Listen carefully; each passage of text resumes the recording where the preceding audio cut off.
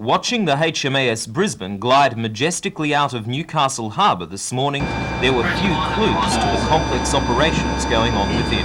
The destroyer is a 25-year-old design housing modern-as-tomorrow technology. The Brisbane is one of 30 examples in the world of the American Charles F. Adams class. It was built in the United States in 1966 and commissioned the following year. The 133-metre-long vessel weighs a massive 4,500 tonnes, pushing that displacement through the water at speeds of more than 30 knots of two steam turbines deep within the bowels of the ship. The boilers that churn out steam for the turbines are fired by 60 tonnes of automotive diesel fuel a day. It's not a pleasant place to work. Cabin temperatures reach up to 60 degrees Celsius. While we were visiting, it was only a mild 47 degrees. The engine pushes up to 35,000 horsepower through two propeller shafts, all at the command of the captain on the bridge. At all times, the bridge has an atmosphere of quiet concentration. Here the officers navigate and gain an overview of the battle, while in the operations room just behind, crucial decisions are being made. The operations room is the brain of the ship. It's here that battles and lives would be won or lost. The main role of the Brisbane is air defence. In 1977, the ship was fitted with a sophisticated naval combat data system. The computer ties together all sources of information and quickly identifies the enemy. In September, the Brisbane will have its data system updated, making it the most deadly Charles F. Adams class ship in the world.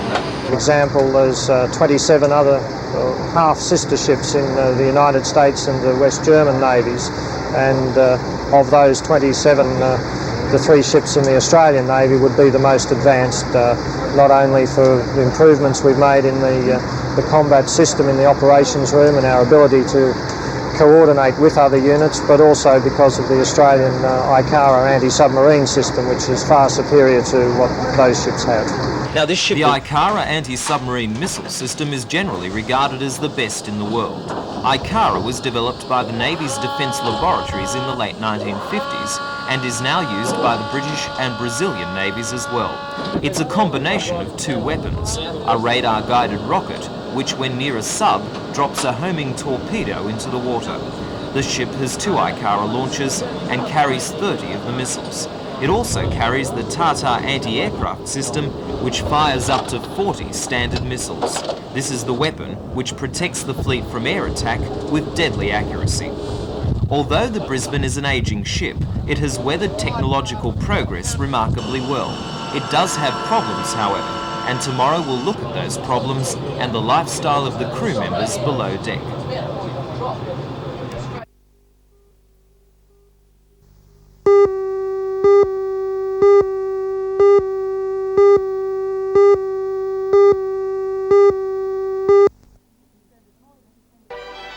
The Conservatorium's end-of-term concerts are usually performed in Newcastle City Hall, but the heavy choral emphasis in Thursday night's program has prompted a change in venue. Christchurch Cathedral is an appropriate setting for the work selected. This year the Conservatorium is celebrating 300 years since the birth of Handel and Bach, and works by both composers dominate the program. The concert will also feature performances by the Conservatorium's madrigal group and brass ensemble. The choir and orchestra will be conducted by Australian musician Norman Johnston, who is organist to the University of Sydney. Thursday night's performance starts at 7:30 at the Cathedral.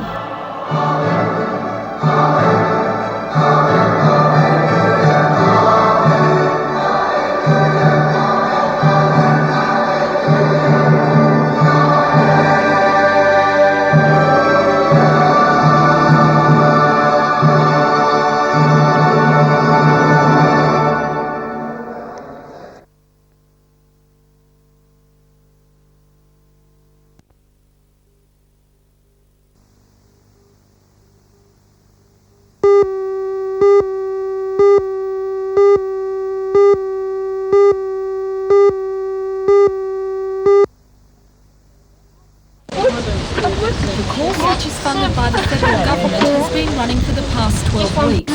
The students have had the opportunity to learn basic stable hand requirements in horse care, including grooming, feeding, dressage instruction and mucking out the stables. The PEP course, as it is known, is unique in the fact that those participating have also learnt skills in communication, self-awareness and techniques in job interviews.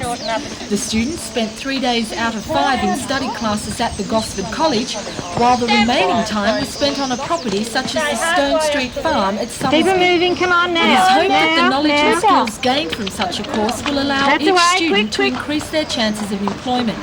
At present, they are all looking for work, and according to college coordinator John Eileth, the PEP course has been a valuable training scheme. Not follow her a PEP around. course is to help students that have been unemployed for more than 4 months regain some of their self-confidence and to make them more employable and to generally give them a new direction in life as far as the employment scene is concerned.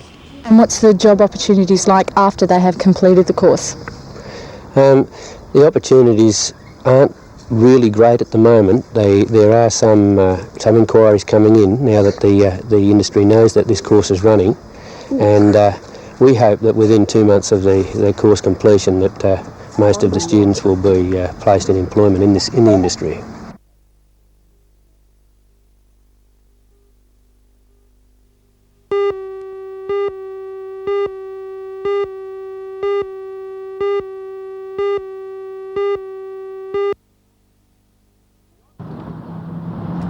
The Aussies look remarkably fresh as they got stuck into practice for Sunday's first tour game. Bowlers Dave Gilbert and veteran Jeff Thompson, both late inclusions, were particularly impressive in a session that lasted 2 hours. The Aussies looked anything but the band of malcontents that the English press has branded them because of the South African issue. Those comments yesterday at the news conference about being over the hill, you've recovered from that, have you?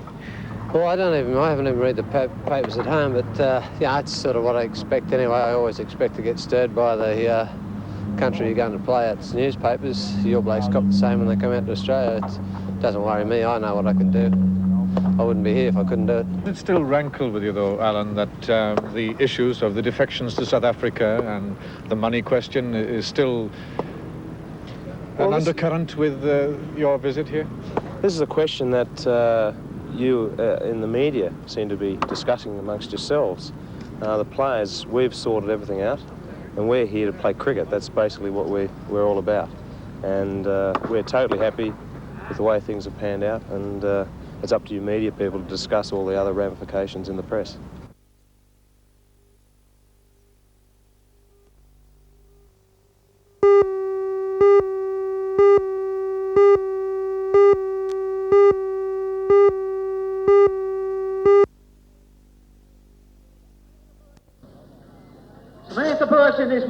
A wet track appeared not to daunt in any way the riders contesting the 5th annual Pepsi Winter Open at the Cardiff BMX track.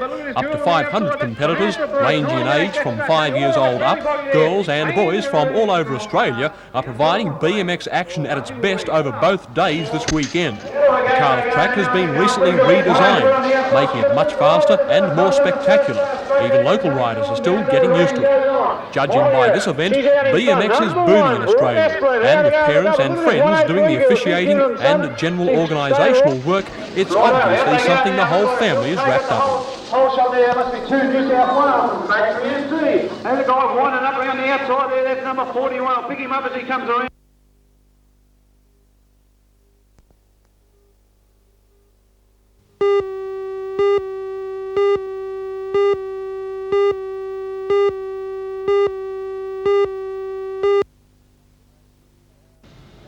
Beneath the Australian and American flags, a small contingent gathered to remember the crucial sea battle and those who died in it. Special guest was Dr. Paul Scully Power, the expatriate Australian who, as a mission specialist aboard the Space Shuttle, became the first from this country to go into orbit. Dr. Scully Power laid a wreath on behalf of the Australian American Association, which organised the service in conjunction with the Naval Association of Newcastle. Representatives of the HMAS Yarra and other groups, including the Returned Services League, Legacy, the Gallipoli Legion Club and the Air Force Association, also paid their respects to the dead with wreaths and gifts. An address by young Elizabeth Brooker, the daughter of Chaplain John Brooker who conducted the service, explained the importance of the Battle of the Coral Sea. At a time when the whole east coast of Australia, including Newcastle, was threatened with naval attack, the United States and Australian navies turned the Japanese on their heels. Those who died are remembered for saving this country from invasion.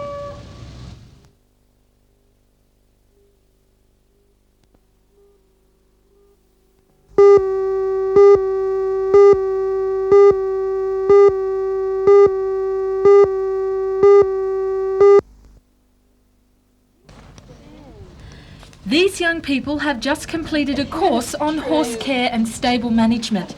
For the past 12 weeks, they've had the opportunity to learn the basic skills in grooming, feeding, dressage instruction, and even mucking out the stables. This filly hasn't been broken in yet, and the students are taking her through the lunging exercises, which are necessary before the horse can be fitted with a saddle. Paula Ward was one of the students who offered some handy hints about the proper care for horses. Well, say the right way to lead a horse is very important. You've got to stand on one particular side in a particular spot so you don't get bitten or kicked or hurt. Picking up a horse's foot the proper way, grooming them the proper way to put a bridle. They're not really exactly the rule book way, but they're the best way to do them. And how important is it to care for your horse? Well, very important, so they can't care for themselves. When you get cold, you put a jumper on. When they get cold, they shiver.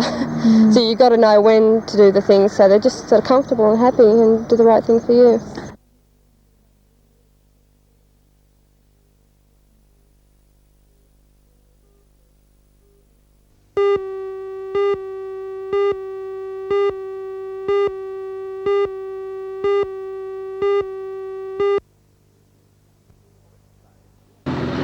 Police say the vehicle's load slipped sideways as it rounded a bend 8 kilometres south of Pete's Ridge about 1:30 this afternoon. The load, consisting of 22 tonnes of aluminium plate and rolls, was strewn for nearly 100 metres before the semi came to rest in a drain. It wasn't until two heavy salvage units had righted the rig that police could be sure no one else but the dead driver and his one passenger had been involved in this only a few kilometres. He was helped from the cab by Central Coast Rescue personnel and taken to Hornsby Hospital with severe leg injuries. Surprisingly, the trailer was barely damaged and was taken back to Sydney by its owners. What will happen to the aluminium cargo, which had been bound for Ipswich, is yet to be decided, but the highway is clear.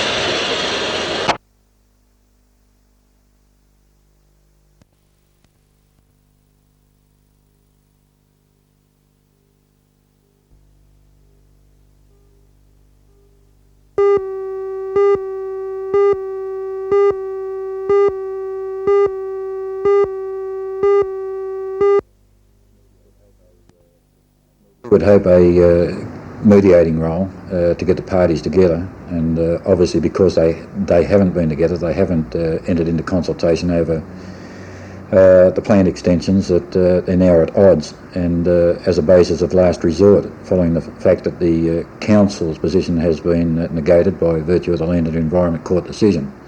And obviously the residents have turned elsewhere to seek some solution to the problems they're confronted with. That's how the Trades Hall Council sees its role in the dispute. The problem is over the demolition of these four houses in Skelton and Hebburn Streets, and that's why the Hamilton Community Progress Association decided to involve Trades Hall Council and inspect the site. The residents say they knew about the demolition of houses in Ada Street, but they weren't informed about the others. Clearly, the demolition of those buildings is contrary to the spirit of the assessor's judgment. He stated that there should be consultation with council on any further development in the area, and that the Bishop would compensate for any loss of future housing by future expansion of the school. The CEO discounted this claim by saying it's been open about its intentions all along, and it's within its rights to tear down houses it owns. But if all else fails, the residents do have one last hope. Last year, the Newcastle City Council submitted a draft local environmental plan. It proposed the banning of demolition of houses for the construction of hospitals, churches and schools. So if it's gazetted, it could mean the end of the expansion of the St Francis Xavier College. The CEO admits it was this threat of an imminent gazettal of the local environmental plan that prompted the decision to demolish the additional houses. In the interests of the pupils at that school, present and future, we have to try to ensure that we're in a position to provide the facilities they need.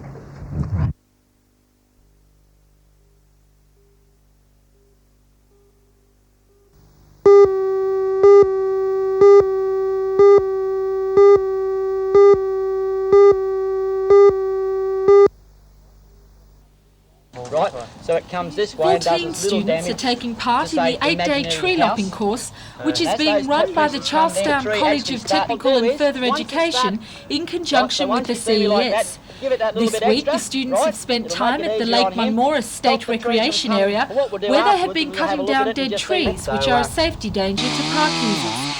Those participating in the course have also learnt practical skills in the safe handling of chainsaws, axes, ropes and other equipment. Bushfire dangers and prevention have also been studied. Well-known tree surgeon Peter Hill and coordinator of the YES programs at the college and horticultural teacher Jan Heisler have been conducting the course. According to Mrs Heisler, the students are involved in a valuable training opportunity. The main aim of the course is to give unemployed young people the opportunity to learn a skill that they would not have an opportunity to learn otherwise. How will the course improve the students' chances of gaining employment? What we're aiming to do is, apart from giving them the work experience while they're actually working in the program, to give them confidence, to break the unemployment cycle and to give them skills.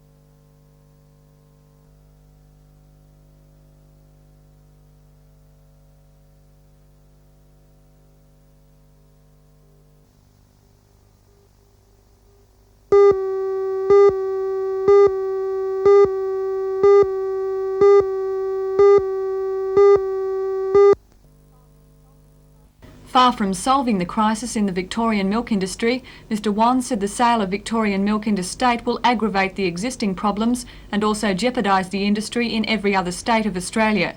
Mr Wan said the price of milk would almost certainly fall in the face of Victorian competition, causing an even lower return to Victorian farmers, as well as a drop in return for New South Wales farmers and processors. Not only for New South Wales, the entire industry in Australia will be subject to very, very fierce price competition. The effect of this will be to send those groups within the industry with high overdrafts bankrupt, dairy farmers, processors, distributors and so on. And the result, of course, would be at the end of the day that the industry would be dominated by very few large concerns. Mr Wan said the industry needs protective legislation to see it firmly established once again. But I think we need to have some control over production in the dairy industry, because the production decision is made 2 or 3 years before the product comes onto the market, and dairy farmers cannot anticipate what the market conditions would be.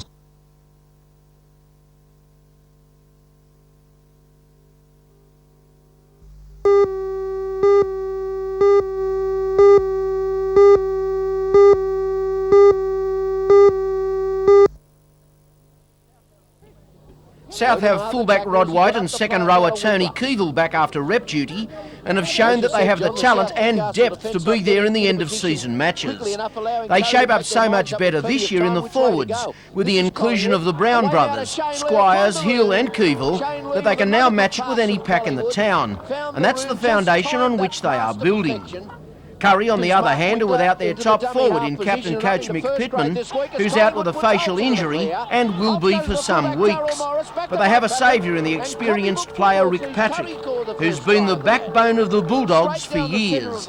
If there is a better all-round player in the town, I've yet to meet him. The return to top form of Peter Brady is also a feature of the side. It will be a close match.